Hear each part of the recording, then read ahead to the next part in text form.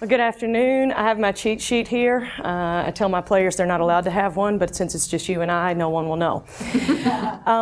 It was really humbling to be asked to come and speak to this lecture series, and I will tell you on the front end, I don't take myself that seriously. I have a really cool job. I coach a game.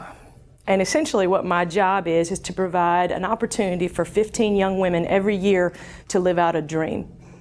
I'm not curing cancer. I can't solve a math problem, really can't solve a math problem. But there are certain things that you can take from athletics and apply them in a bunch of different realms across campus, across your life, and maybe even in your organization. So that's what we're going to talk a little bit about today. I think the title of my speech was Pillars of Cultural Success. I've never titled a speech before, so I tried to sound a little bit impressive. It probably didn't work, but we'll work through it as best we can. So what we talk to our kids about every day is culture is something you have to maintain on a daily basis. It's not something that you can let slip. It's something that what you choose not to acknowledge becomes part of your DNA. And what you choose to find important will become part of your pillars of success. So we talk to our kids about 5 things, and if it's all right with you, I'm going to share those 5 things with you guys today. All right? You only have to promise you won't share them with LSU. And if you're a Lady Vol fan, you'll bite your tongue for at least 15 minutes. All right? So hang in there with me. So the first part of our cultural success that we talk to our players about, and even to our staff about, is being a good teammate. As a parent, you're part of a team. As a child, you're part of a team. As a sister, as a friend, as a coworker, you're part of a team. And in order to understand what it means to be a good teammate, the first thing you have to understand is human anatomy. And you're all looking at me like, what in the world, human anatomy? The good Lord, in my belief, gave you 2 ears and 1 mouth, so you'll double your listening time. Listen to the people around you. Whether they acknowledge it or not, they'll tell you what they need from you and how you can help them. What a wonderful way to be a teammate, and I learned that the hard way, and I'll kind of splice in some stories for you, so forgive me for being a little nostalgic. My first year as a college basketball coach at Okaloosa Walton College in Destin, Florida, I had a 6'5" post player from Greece. Her name was Katalina Gliniadaki. I cannot spell it, but there are a lot of vowels in there. Wonderful kid, wonderful player, ended up going to the University of California, Riverside, graduated a degree in art, and is an art and sculpting instructor back in Greece now. Wonderful kid. But I didn't know much about her. I thought, my first year, you've got to come in and be demanding and, you know, your way or the highway kind of deal. We were the number 5 team in the country at that point, and Kat was one of my star players. We're playing down in Miami, Florida, and she couldn't throw the ball in the ocean if she was standing on the beach. Could not make a basket. And she was maybe, in my opinion, 2 or 3 feet away from the basket, just having one of those days. So we go into the locker room after the game, and I'm yelling. I'm like, how are you not making these shots? You're only 2 feet away. What is wrong with you? And she just blankly stares at me, and there's nothing that drives a coach more crazy than the blank stare. You probably get it from your children, or you get it from a coworker, and you just want to reach over and be like, really? Come on, talk to me. How are you missing that? You're 2 feet away. You're 2 feet away. She just kept staring at me blankly, no answer. So I finally said, you're going to answer me, or I'm going to put you on a bus and send you home, which was 11 hours away. She didn't answer me. Sent my assistant coach out of the room, got a Greyhound ticket, got ready to put her on a bus that night. We go back to the hotel. Now, mind you, I'm 28 years old and steaming still. I hear this knock on my door. I look through the peephole. I look up through the peephole, and there stands 6'5" Katarina Gliniadaki, tears pouring down her face. So I opened the door. I said, come on in. And first thing I said was sit down, because I can't do much when you're up there. So she sits down. I said, sweetheart, I'm not angry with you. I just need you to respond to me. And forgive my Greek impersonation, but she says, Coach, I no try to disrespect. I try to convert feet to meters. I don't know how far you say. She didn't know how far I was talking about. And if I'd have stepped back just a little bit and listened to her, I would have known that, and we would have never even had that confrontation. So that was one of the lessons that I learned very quickly, is listen. Listen twice as much as you talk. I was just so interested in her hearing what I had to say and in her responding to me that I would not listen and meet her where she was. The other part of human anatomy you have to understand to be a good teammate is the good Lord created you so you cannot pat your own back nor kick your own butt. And that's what teammates do. Teammates have to be there to pick you up when you stumble. How many of you guys have had a bad day and someone comes and just pats you on the back and says it's going to be okay? It makes you feel so much better. Words of affirmation, a small touch of affirmation, we do that as a teammate. We have a rule in our program that you are not allowed to run past a teammate without acknowledging them in some way. A head nod, a high five, a pat on the back, something. Everyone needs affirmation. And on occasion, everyone needs a good swift kick in the tail. Be it you didn't get a little sleep last night, someone needs you to kick you in the tail, grab you a cup of coffee and say, let's go. Sometimes you just need a little bit of a forceful push. Is that a sweet way to put it? So the first thing that we ask our kids to do is be a good teammate. The second thing we'll talk about is controlling the controllables. It's kind of funny to say that. I'm a fan of this movie called Days of Thunder, and people always say control is an illusion. We don't even control what's going on in our own bodies. How do you want me to control what's going on in the outside world? Here's what I want you to control. Control your attitude and control your effort. Everything else we can coach you. Everything else we can help you. But if you approach problems, if you approach issues with the wrong attitude and the wrong level of effort, no amount of help will ever reach you to a level of success that you want. Control your controllables. Very simple. Most of my pillars are very simple. I have to speak in small words sometimes. Number 3, I need you to have a Roman work ethic. Roman work ethic. Sound funny? I'm not Roman. I'm Scottish. Somewhere down the line. Somewhere in there. But we tell our kids all the time, Rome wasn't built in a day. Everybody's heard that. Rome wasn't built in a day. Rome was built daily. They didn't stop. They worked every day to get 1% better in some way every day, and that's what we challenge our kids to do. Now here's the best part, because I'm terrible at math and so are my kids, so this is fun. I tell them if you get 1% better in one way every day, at the end of the year, you're 365% better. How about that? They're like, yeah, Coach. Yes, I am. By the time I graduate, that's a lot. And I'm like, yes, you are 1,000% better, sweetheart, 1,000% better. But find one way to get 1% better every day. And we tell our kids you can find winning in a lot of different things. Get up 10 minutes earlier. Read before you go to bed. Disconnect from your cell phone. Do something. You need to disconnect. You've been on it since I started talking. do something 1% better every day that not only betters your life, but betters the people around you. It doesn't take much. It doesn't take much. I am a smiler by nature, and we tell our players all the time, you never know what smiling at a stranger could do for their day. Be the first to smile.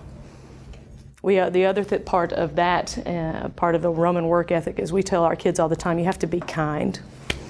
In my profession, there are a lot of critics with no credentials. You see these little heavy-set sport writers that come waddling into our games and tell my players how to play, and you want to be like, really? Are you really criticizing these kids who are out there putting themselves on the line? And I'm sure you have the same in your jobs. People criticize everything you do. I'll tell you a true story. I got a letter from a gentleman who told me that he thought that I should press more, and I should play more man-to-man against certain situations, and I should recruit this kid, and I should do this, and he signs it, and he's a doctor. I wrote him back. And I said, well, next time you're in your surgery, if you don't mind, use this size blade, not this size. And use this amount of anesthesia, not this size. And I said, and I hope she doesn't die, whoever you're operating on. I said, my job's not that important. You really shouldn't take time out of your day to worry about my job. But go Bucks.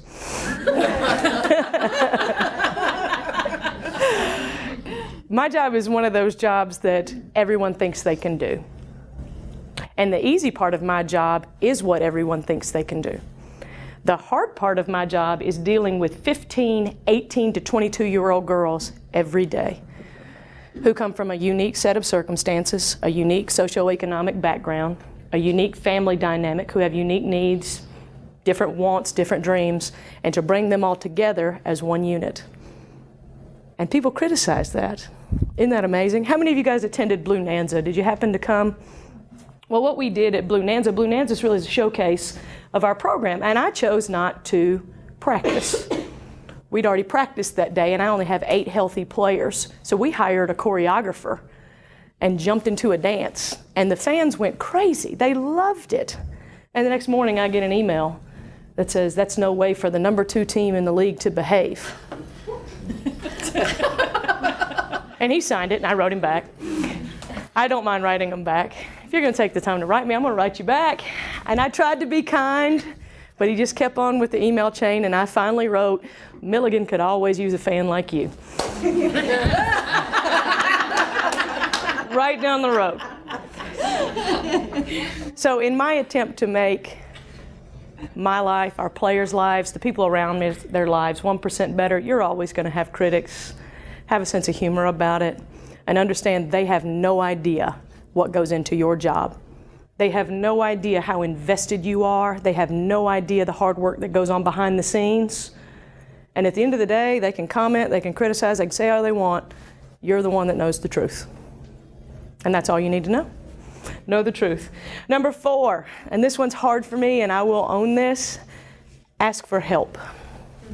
Oh, this one's painful for me, especially as an athlete. You think you know everything, and we tell our players all the time, you don't know all the things you don't know. And then once they get the quizzical look gone, I mean, we try to explain. There's people in this room that know things that I will never have an opportunity to learn. But I'd like to.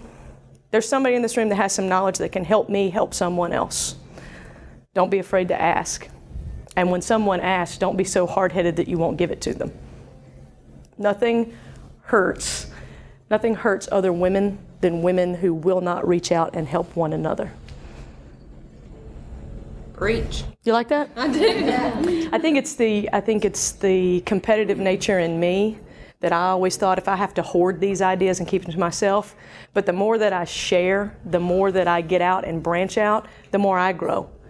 And the better I can be for our players. And it's the same thing for you guys. A candle loses no light by lighting another. So you guys have got to really reach out and help one another. Do not be afraid to ask for help. Ask it from people you don't even know. You'll be surprised at the kindness of strangers. I had no idea even about the Women's Studies department when they called to ask me to come speak. All I knew was they were going to make a button with my face on. I was like, yes, I am in.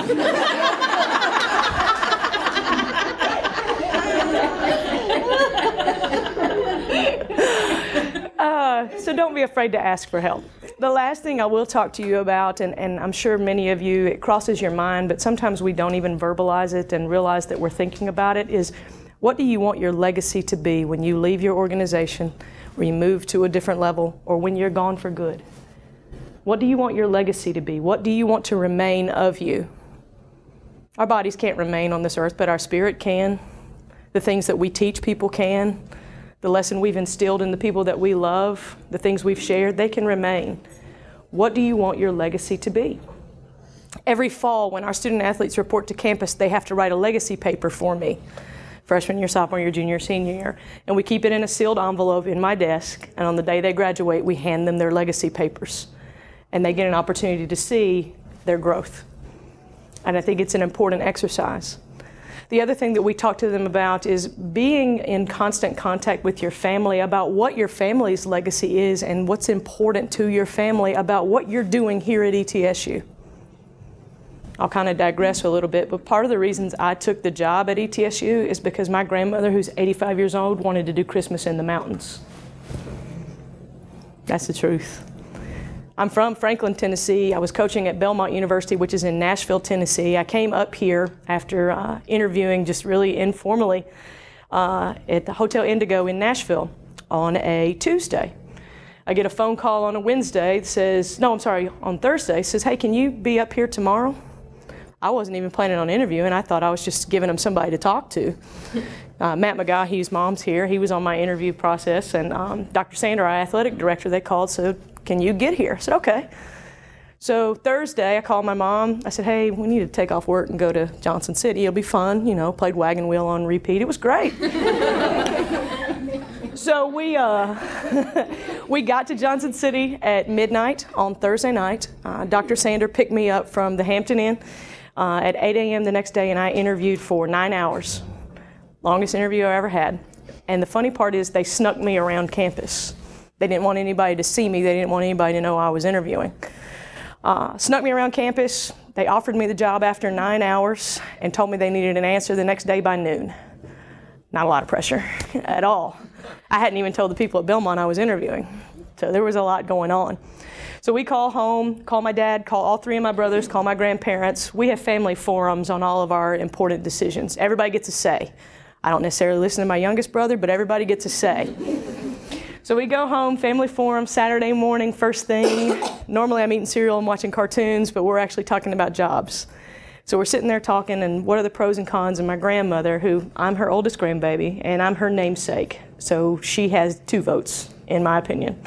She said, well, I think if you take it, we could probably do family Christmas in the mountains. Done. Done. So I accepted the job at ETSU at 11 o'clock.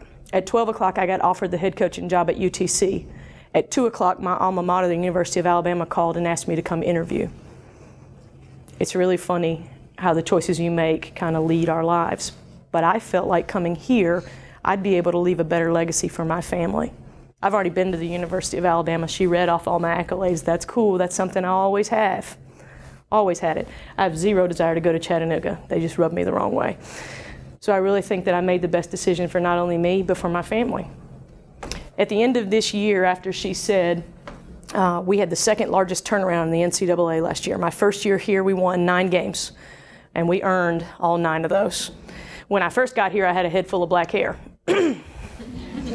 First year, I am salt and pepper. I thought if we keep going like this, I'm going to be completely white-headed by year 4. This is going to be awful. 2nd largest turnaround in the NCAA, 10 wins on the road, 1 loss at home. We quadrupled our season ticket sales and attendance.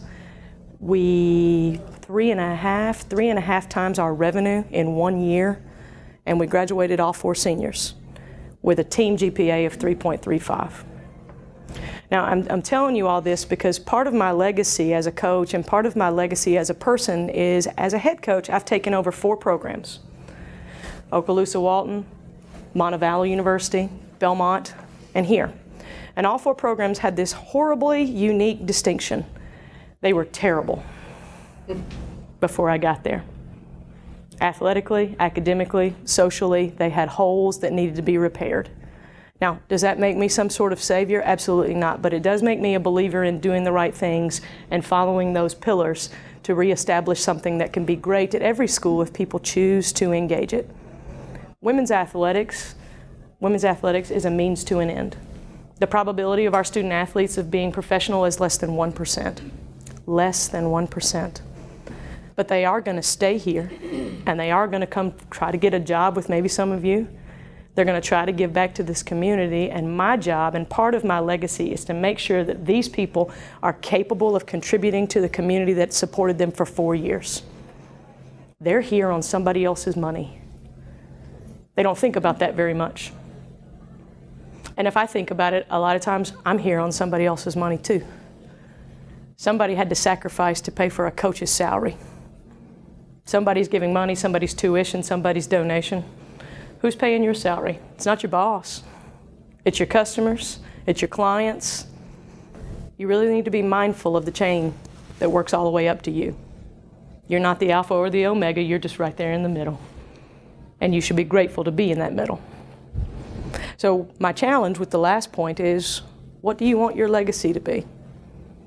I tell my players the very first time I meet them, when I die, on my tombstone, it's not going to have my 1-loss record. And when I stand in front of my Lord, He's not going to ask me if I beat Chattanooga in the conference championship, because I'd try to lie and probably get kicked out. He's going to want to know what the impact I had on this earth with the gifts that I was given in the time that I was allotted. What was that impact? And to me, that's my legacy.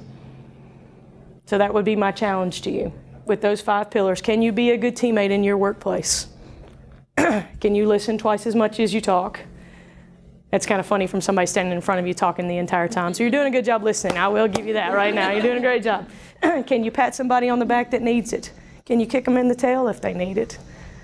Can you have a Roman-like work ethic and work on something daily? Can you trust the process enough to only get 1% better every day and work on that funny math so that you're 365% better at the end of the year? Can you ask for help? when it's difficult, because we all have pride. It's hard to say that you don't know something. I don't know a lot of things, but I'm willing to learn. And can you leave a legacy that will make you, your family, very, very proud? That's my challenge to you. That's our 5 pillars of success in women's basketball. So when we go to recruit, everybody always asks me, how do you recruit a kid? How do you do that? What we want is a kid that fits our culture. How many of you in here have daughters, sisters, other women in your life? So we go in, and this is the exact truth. This is what we say to a parent. I know your daughter's the best thing you've ever done. I know that. She can never be duplicated. You can't start over. My job is to give your daughter back to you better. She's going to be a better athlete for the training we're going to give her. She's going to be a better student for the people we're going to surround her with at ETSU. But more importantly, she's going to be a better woman because we're going to help equip her with that. And then we turn to the daddies and say, she's going to be better suited to live outside of your house when she comes back. And I usually get high fives from the daddies. My challenge to you is, can you make the people around you better? And you can use those 5 pillars if you like. I'm happy and stand ready to help anytime. Call me, email me, come by the office, anything I can do to help. Because like I said, that's part of my legacy. I enjoy helping. So I thank you for your time. I thank you for the button. And thank you guys for sharing Christmas in the mountains of ETSU and Johnson City with me and my family. It is an honor to be the head coach here. It's one of the best decisions I've ever made, and I'm grateful to be here every day. So what kind of questions can I answer for you guys right off the bat? All right. If you want more silly stories, I got plenty of those. If you got legitimate questions, I'll take one. Any questions? Any questions that you might have? Anyone? Yes? How did you come up with those? My pillars? Yes. My father is the president of a Fortune 500 company. He has a business mind. It just works that way. My mother is a lifelong educator. So I tried to combine the best of the best 2 people I've ever known. My mother didn't have a college degree when I was born. Went back to school. She had me at 20. God love her. I don't know what she was thinking. Had me at 20. Went back to school when I was in middle school. Believe it or not, we took geology at the same time. Her rock presentation was so much better than mine. When I think about it, it's just not good. So she went back to school. She became a teacher, elementary school teacher. She taught for 8 years, then became a vice principal. And then one of her leaders saw something in her and asked her to become a principal, but she had to get a master's degree. She got a master's degree in 9 months from TSU. She spent a lot of time doing online classes, doing a little bit of everything, got her master's degree, became a principal. She was the State of Tennessee Educator of the Year. She was principal for 10 years, and then she was asked to move to central office, and now she is Assistant Superintendent of Schools in Williamson County, which is one of the premier education systems in the state. And my mother's mantra has always been, what's good for children? And then mix that with my dad's business acumen, and then you think about it this way. My players are really children trapped in women's bodies. They're not grown, they're not even close. This is the first time most of them have never had someone tell them what time to get up, what time to go to bed, you know. So that's kind of how I came up with it, is my parents gave me the best gift ever. They lived their life and let me watch them do it. And I learned so much just watching, Yes? You talk about creating a culture. Uh-huh. And when you're creating a culture, you're also, in a lot of cases, changing. Correct. And changing a system. And I guess I'm curious, you've been here a couple of years now, I see you infuse yourself in the culture, which I appreciate. Mm-hmm. Is there something that you can tell those of us who are working here, have been working here for a while, that you see systemically that stands out to you that maybe we could shift? Sure, and you're not the first person to ask me that. It's been very flattering. Dr. Nolan and I've had several conversations, Dr. Sander and I. When I first got here, and when you take over a culture, my first job is to watch a lot and to ask a lot of questions. And just from observing what I've found to be true, and this is my opinion and my opinion alone, is that campus can be very territorial. This is my department, this is what we do, and it doesn't necessarily integrate with what the overall culture is with the entire university. And then you have a lot of headbutting at times. I think Dr. Nolan, Dr. Sander, I think infusing people from areas that maybe they're not comfortable with. I'm not comfortable right now. My hands are sweating like you would not believe. But we have to get out and do this to bring groups together, because there was a lot of infighting. This is what we do. This is how we do it. I don't care what you're doing. And my job and part of my challenge has been to kind of build a bridge with some of these. And so if you've seen me too much, I apologize. They make me go everywhere. I'm not happy about it. This is my second speech of the day. I got 4 more the rest of the week, and a game on Saturday. That's what I get paid to do. That's fine. But that would be the thing that I've noticed systematically around here, and it has gotten a lot better in my second year, and then this is year 3. I can see a shift, and I will say on behalf of the athletic department, we are making a really conscious effort to step out of our ivory tower. Everyone thinks athletics lives in an ivory tower, and that we're not interested in the rest of the campus. We are. We need you. We want to be part of it because our kids are students first. I actually just had a conversation with 2 of my players. I said, you're a student first, and if you haven't figured that out, yes, I'm getting ready to take the athlete away from you, and now you got to figure it out on your own. So don't be so territorial, I think would be the best thing to say. Oh, sure, of course. Other questions?